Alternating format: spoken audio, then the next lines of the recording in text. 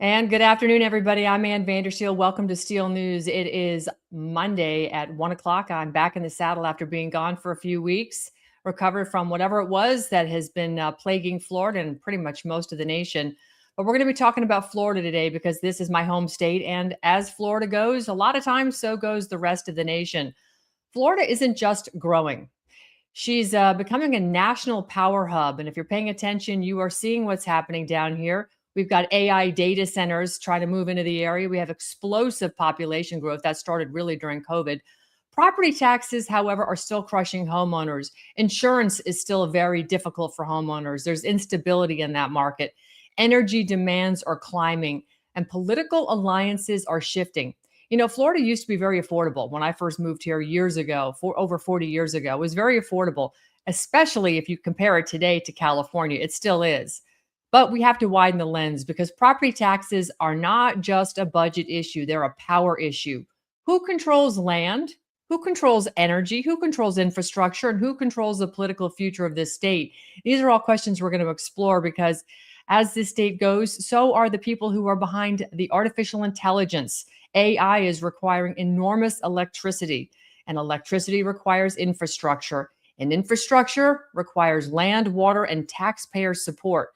Meanwhile, the retirees here in the state are squeezed. First-time buyers are locked out. Gas prices fluctuate. And Tallahassee talks about reform in future sessions. But Florida is standing at a very pivotal point in history. And now we're seeing something else. Reports of President Trump golfing with current Governor Ron DeSantis. Our political alignment shifting. Well, 2026 is quietly forming, but it's a storm that is forming on the horizon because we got to ask questions. Is Florida consolidating power or is it just repositioning it? Today, we're going to be asking questions that others won't, of course, because this is what I do. This isn't just about conservative branding. It's about governing under pressure. Joining us now is the former Florida House Speaker and current candidate, one of them, for governor of Florida, Paul Renner. Paul, it is great to have you here. Thanks so much for joining me today. And I know you're always on the run, so we won't take up too much of your time, but we have a lot of pressing questions for you as the former Speaker of the House. You've helped shape a lot of legislative priorities during one of the most transformative periods in Florida's history. I want to start with property taxes, but first, how are you? Doing great, Ann. Glad you're back to normal, and it's ripping through the state of Florida. I know a lot of people who are down hard right now with the flu, so glad to see you back in the saddle here. Yeah, it's good to be back. It's really good to be back because so much is happening, and I felt like I was just so sidelined. But I really want to talk on an issue that's near and dear to my heart as a homeowner here in Florida, as there are millions here.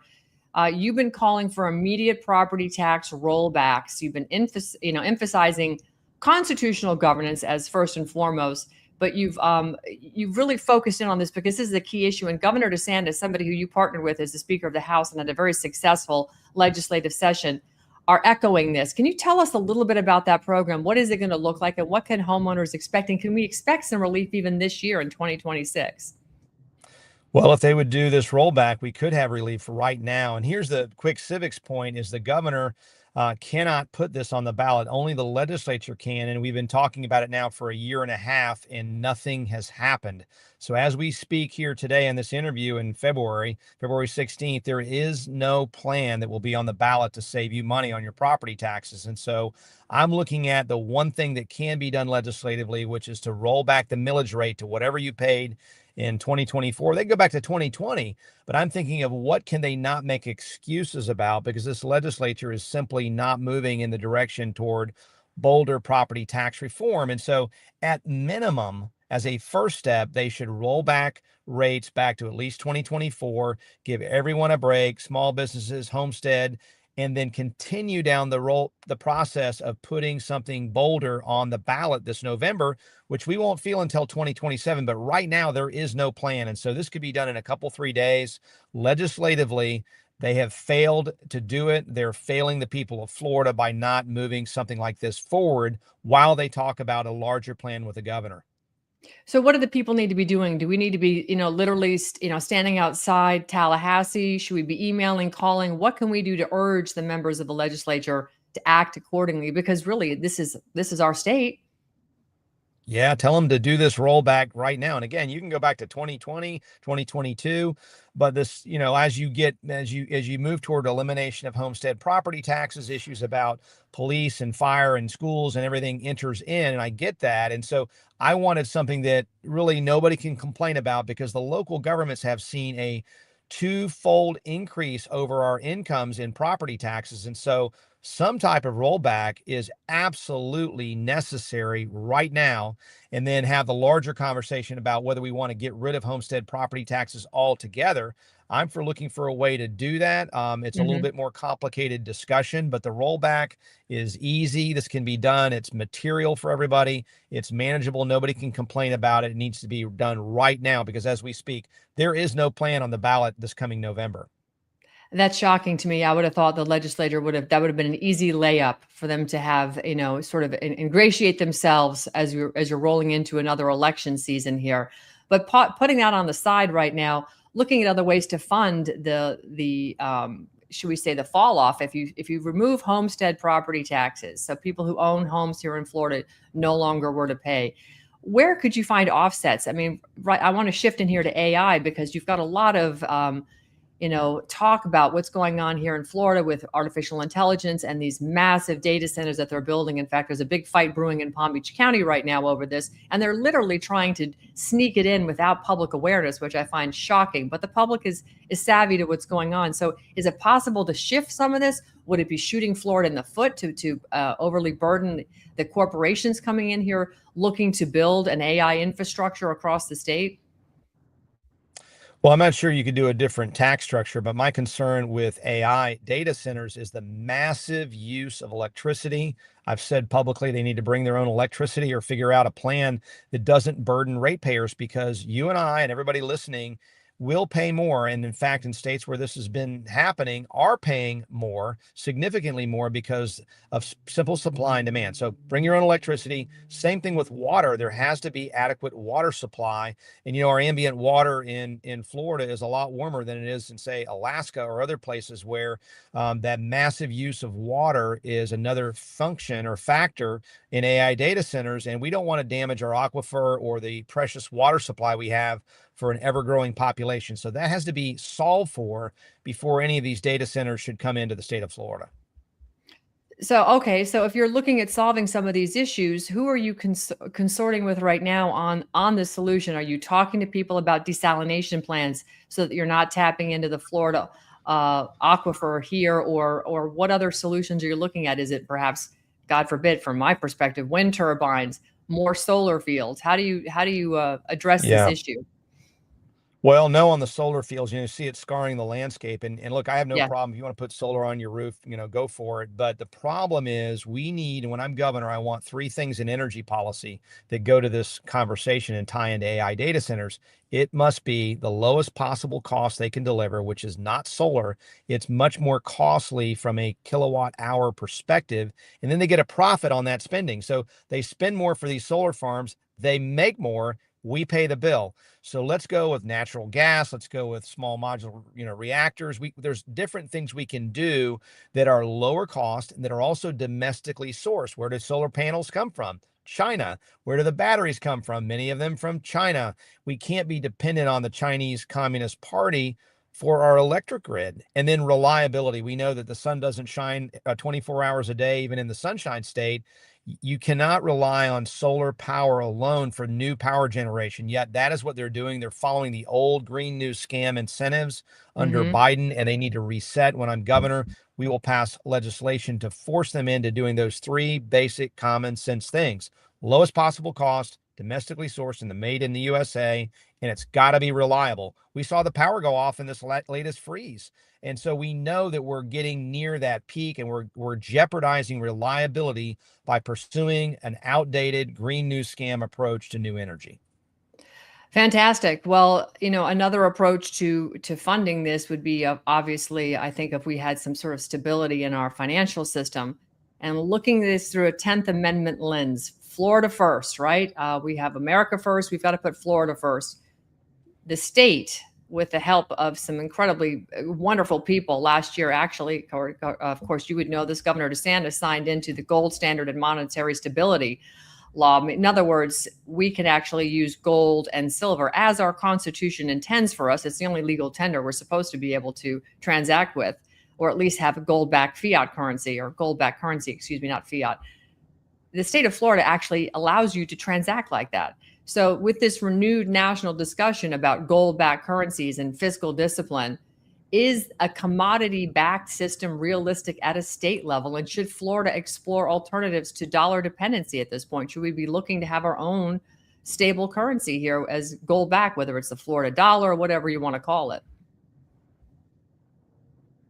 We absolutely have to have a stable currency, and that this issue of prices is really a function of people in Congress, including Republicans, with zero fiscal discipline, who spend and spend and are borrowing again from the Chinese Communist Party to bankrupt our country, to devalue our dollar. And so putting a precious metal like gold at the backstop of that currency, or as a currency itself, is the only way to ensure that the politicians don't devalue that currency, that we can protect our life savings. And so I'm all for a gold-backed currency, for using gold as legal tender here in the state of Florida. And when it comes to the 10th Amendment, when I'm governor, the 10th Amendment's going to get a daily workout. It's going to be like CrossFit for the 10th Amendment, because we're going to use it. We're going to make sure we do put Florida first. And if we get a Democrat, God forbid, we're really going to use it to say, not so fast. Florida can go its own way. Read the Constitution again. Those people on the left don't do that a lot. They believe in rights that aren't in the Constitution and don't believe in those that are. That's exactly right. So let's talk about getting that 10th Amendment exercise, because your opponent, well, I'm going to put this up right now on stage here. Let's see here. I don't want that one. There we go. Byron Donalds, he actually has received a Trump endorsement. You don't hear a lot more about it at this present day, but mostly I think because the news is plaguing him and his past is catching up to him. So, setting yourself apart and above Byron Donalds, this graphic right here is, for me, pretty stark. But looking at today, what is making the news cycle today, how do you set yourself apart from Byron Donalds as somebody who I believe would lead Florida back to a real 10th Amendment state, putting Florida first, so that Florida, frankly, could lead the nation out of what I think we're going to be heading into a dark period right now, because we still are we're still coming out of the Biden regime, and President Trump has got a long way to go, with a lot more emphasis needed on America First policies. Well, it's what we just talked about. He favors an anything goes, no questions asked push for AI data centers, this $5 million PAC that was founded by Chuck Schumer liberals that wants to push AI data centers into Florida. He calls it a national security issue. You don't have to put them in Florida for your national security. And again, it needs to have the backstop. I'm going to look after Florida and Floridians first before we allow any of these data centers into our state. He is not going to ask those important questions. And let's talk about protection for our children, making sure parents have a right to opt in before their kid has an AI chatbot that replaces mom and dad. He seems to be willing to not ask any tough questions because the people that are funding his campaign don't want him to. We need a principled conservative, not a campaign conservative. I'm a true believer, not a campaign conservative, and people see that at the grassroots level. I think President Trump, if he knew what I knew and what the grassroots is discovering, would never have endorsed Congressman Donalds, and we're continuing to take a strong Florida first agenda each and every day across this state. It's resonating, and I believe in the end, we will win, and we will keep Florida the model for other states and push them to pursue both America first, and in our case, obviously here in Florida, a Florida first agenda when I'm governor. Fantastic, because Byron Donalds right now, it seems that his past is catching up with him. There's been a lot lately in the news regarding, the stuff that he got away with perhaps in the earlier days, but is carrying forward to today. And I want to talk about the stock trading specifically, because again, we see so many members of Congress, Paul, going in $175,000 a year at U.S. Congress and coming out multimillionaires in just 3 to 5 years. AOC is the most recent incantation of that. Byron Donalds, is supposed to be sitting on a committee that's looking at, the problems we see in Congress like this. And yet he seems to be getting caught up in insider trading himself. How do we, with Blaze Ignolia, who is, I think, doing a fantastic job of just calling the ball up there in Tallahassee and going after the grift and the corruption. How do we address this as somebody potentially that would be endorsed by the president running for governor of Florida when you see the president's own company is a victim of naked short selling, DJT stock, along with a whole host of other companies have all been victim to this. And we have somebody running for governor who's supposed to be looking into this sort of stuff. And we're not seeing any accountability coming out of that particular individual, Mr. Donalds, or the SEC, with whom he should be, having discussions with. This is very, very problematic, I would think, as a Floridian sitting here and a stock investor, because people just don't feel safe anymore. And they're watching politicians run away with it all. Well, we have very clear disclosures of our assets and whatnot. When we run for office, I'll be filing one. Congressman Donalds will be, and I have throughout my time in the legislature. And if you look at his last one in the Florida House, he was worth $200,000 or $300,000. The federal disclosures are very hard to kind of get your arms around, but it looks like he's now worth somewhere between, $1.5 and $4.5 million. So he's seen a tenfold increase, it looks like, from all the disclosures we have in hand of his net worth in 5 years. Some of that is coming from stock trades while he sits on the Finance Services Committee that governs those very companies, in some cases, that he's trading. This is what people are sick of. I'm sick of is politicians who get into office, they self-promote, they self-enrich, they go out and have fun, and we, the people, are long forgotten. So we've rolled out our anti-corruption agenda. I'm the only former prosecutor in this race. We will go after this and require disclosures of stock trades. If you don't do that, you can lose the value of that stock trade as a fine. And if you insider trade, meaning with information that only you have, you can be recalled from office. And the same thing for other activities where people are trying to use their office to leverage financial gain while they're in office. That is not appropriate, and that's exactly what he's done. And so we need to put the word out to make sure that we don't elect somebody who's going to go down that path. It's really just all about him and not about us. And that's exactly where we need to be focused right now, is getting back to us. And I see that, Byron Donalds, I think there was a report a couple of days ago where he had somebody go in and vote for him because he was on a live TV show. So this is not representative. This is not representative of us, the people here in Florida. And I think we need to change that, which is why I want to talk about change, because President Trump has obviously been at odds in the past with Governor Ron DeSantis, but they seem to be patching things up, in fact, so nicely that they were actually out seen playing golf with a couple of other heavy hitters the other day. What do you think that relationship looks like from a repaired perspective? And does Florida benefit from this alignment?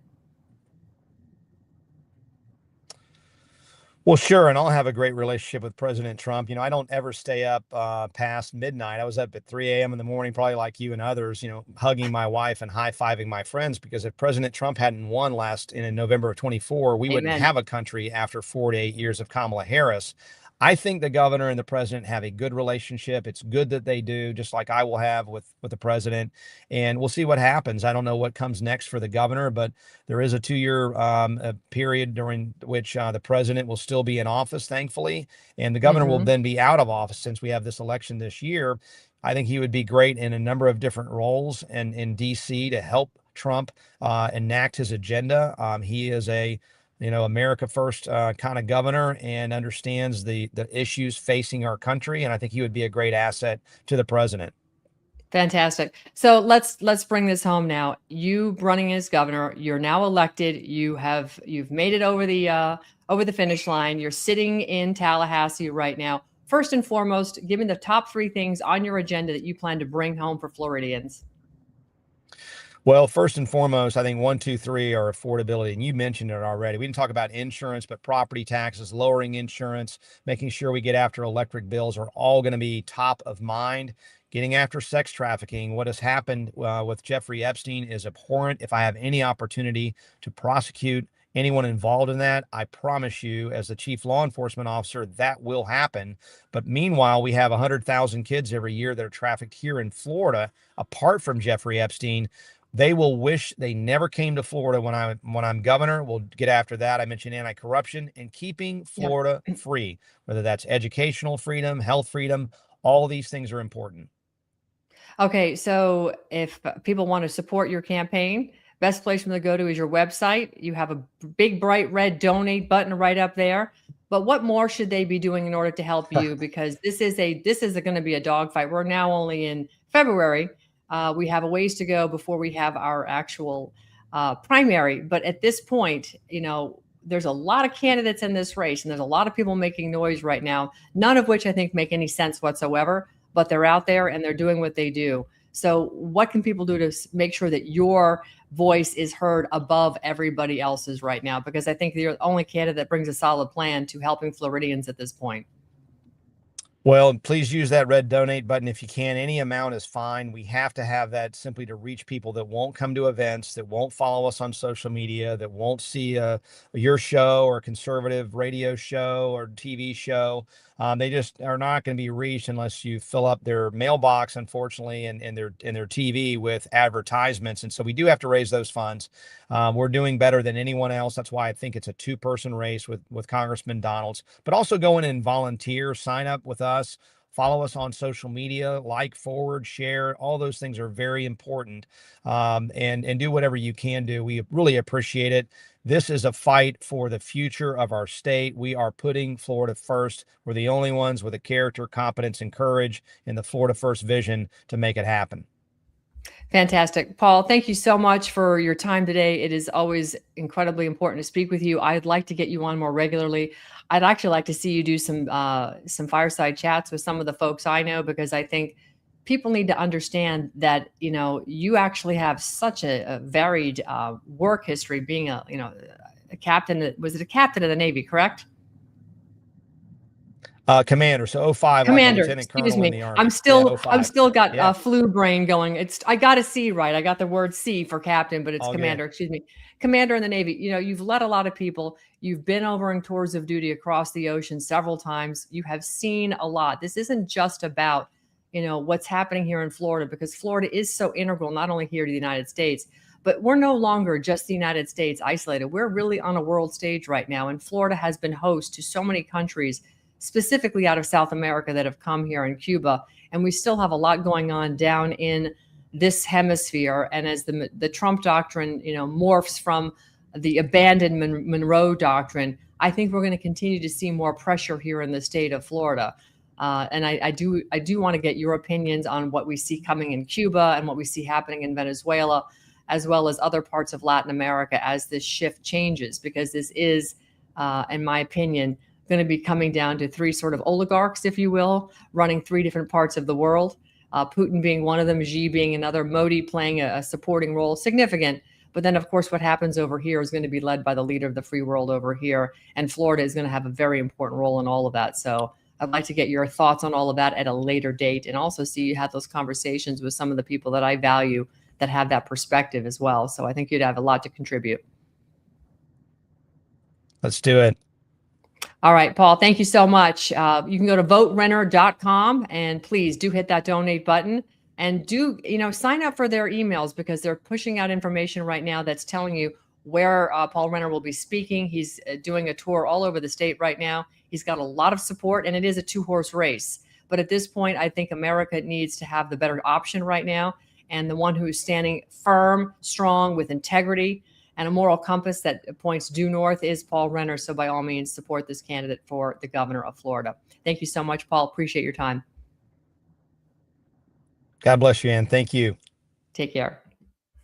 All right, folks. I know that was short and sweet, but I wanted to get that out there because, where we are right now as a state is at a very critical juncture. We're at a real crossroads. And as the state has grown exponentially since I've lived here, I've solidly lived here since 1989. Growth always brings opportunity, but it also brings a lot of risk. And AI bringing that innovation, it's going to bring a very big power concentration, and the energy expansion that comes with that will bring strength to Florida, but it also demands a lot of accountability. And as you heard Paul talk about, property taxes affect families today. Political alliances will be shaping tomorrow. And it's not just about affordability here in Florida anymore. Frankly, it's not about affordability, just about affordability everywhere. It's about who's going to control the future. And Florida is literally at a crossroads right now. And we have to ask these questions like, will this state remain a model of sovereign governance. You heard about Paul talk about the 10th Amendment is going to get exercised every single day. It needs to be. Every state should be exercising their 10th Amendment. We're either going to do that or we're going to become basically another corridor shaped by the outside special interests, the pressure from federal government, and of course, any big corporation that wants to expand here and throw a lot of money at, their lobbyists to fund, Tallahassee. Well, this is why you're not seeing the relief in property taxes, Florida. It's Tallahassee that isn't doing anything about it. You heard Governor DeSantis. He's made national headlines talking about elimination of property tax. He's asking the question, why do you rent your house that you own? It's your homestead property from the government, paying in property taxes every year. It's BS. Everybody knows it. So leadership matters. And you want a leader like Paul Renner, somebody who's going to bring transparency. He's very focused on the energy independence aspects of this. You heard him talk about small modular nuclear reactors. That is not anything new. It's done. It's out there. You can power whole cities with these things. So we've got to have, this fiscal discipline. Blaise Ignolia is bringing that. He's talking about it. And of course, health sovereignty is really critical. So Florida, we've had the opportunity to lead the nation, but we got to have a leader who's got real courage, somebody who's going to ask all the hard questions, somebody who wants clarity, and somebody who's going to stand with you. Paul Renner is that guy. So please, if you're living here in Florida and you're a voter, a registered voter, please, when you go to the ballot box for our primaries, please, by all means, pull the lever for Paul Renner. You will not be sorry. Do your homework on Byron Donalds. I know President Trump has endorsed him, but the news is coming out and it's like a tidal wave about Byron Donalds, and it's not good. And I've talked about it before. President Trump's endorsements coming from Susie Wiles, well, that is a whole other kettle of fish, folks. And that's not, we're seeing these terrible endorsements over and over. Well, that's because they're coming from somebody else who has an agenda. That's all I've got for today. I hope you guys have a good one. It's good to be back. I missed you guys. I've been gone for about a month and I was down for about two and a half weeks, really sick. So just now getting my training wheels back on, but it's good to see you guys. I hope you have a great day. Thanks so much for tuning in. Hi, I'm Ann Vandersteel. I want to talk to you a little bit about your health. Part of my daily routine is to get up in the morning and get a little exercise on. If I have time for a mile or 7, doesn't matter. I get out the door every single day. It's important to get my body moving and get that oxygen flowing through my brains. What is also equally important is what I put in my body after I exercise. I rely on vandersteelhealth.com, where I have a delicious selection of superfoods and other supplements. But first and foremost for me are my superfoods. I have a delicious shake every single day. It is organic, all made in the United States of America, non-GMO, never processed before, dehydrated superfoods. And when they reconstitute with water, milk, or whatever juice you like, it makes a delicious, healthy, plant-based protein supplement. And I say supplement because, frankly, I use this as a meal replacement. This is what's helped me lose the last 20 pounds of COVID. I'm back down to my fighting college weight, fitting in my college clothes, and feeling better than ever. So go to vandersteelhealth.com and get your delicious superfoods. Get on the transformation program with us. It's a 30-day kickoff, and it will get your day starting out great. And watch the weight just fall off. Watch the energy increase, the brain fog lift, and of course the ancillary benefits in your hair, skin, and nails. All these things, you are what you eat.